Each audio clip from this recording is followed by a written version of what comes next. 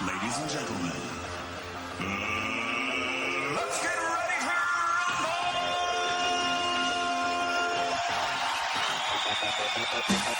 James catches, puts up the three. Won't go. Rebound Bosch. Back out to Allen. His three-pointer. Bang! Tie game with 5 seconds remaining.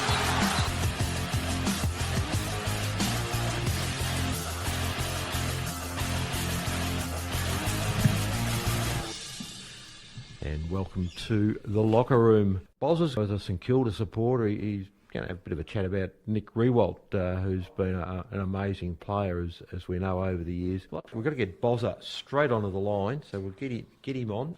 And welcome back to the locker room. We do have Bozza on the line. How are you going, Boz? Yeah, good, Neil. You? They're going very well, and we can almost hear the tear in the voice. Last weekend, one of a number of absolute AFL champions finished, and one of those you've been following for many years in Nick Riewoldt.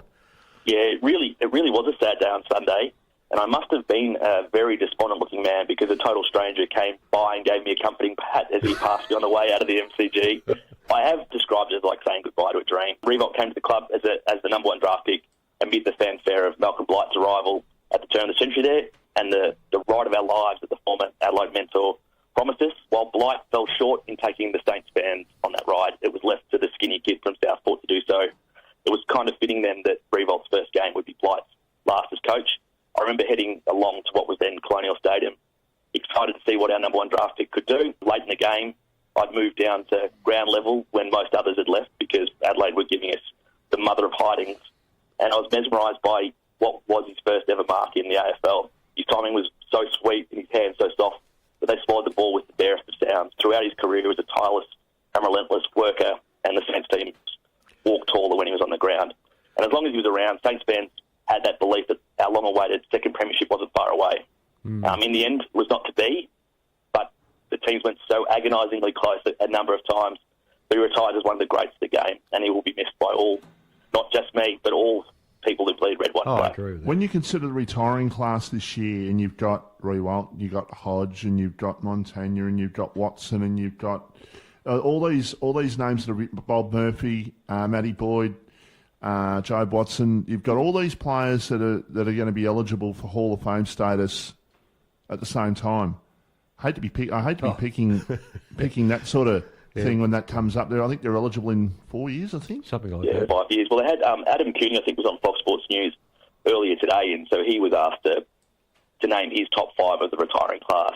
I can't remember what his 5 were, but if you had to name 5, you're leaving out an all-time champion, and I don't think they even get to pick 5 for the Hall of Fame of like the immediate available players. So there's going to be some pretty handy CVs that are going to be missing out in 5 years' time. Now, Boz, we better let you go, but we'll just finish with some of those stats for the great number 12, which is the same number I used to wear at school. But I think he kicked 718 career goals, and I think I had 3.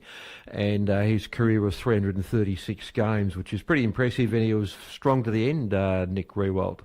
He was, and we sort of got a reminder of how great he actually was not that long ago in the game dedicated to his sister, the Maddie's match in round 16 against Richmond, where he actually gave Alex Rance-Sabar, kicked 4 goals and was best on ground in a massive St Kilda win. He was a champion.